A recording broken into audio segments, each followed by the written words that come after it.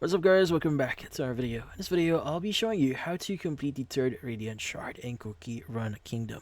Now, if you want to complete this specific achievement here, and you want to get the juicy rewards, well, completing it is really easy.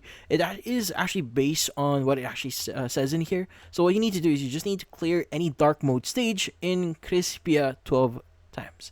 So what we mean by that is you just need to play the game, and you need to go to dark mode and just complete any of the stages.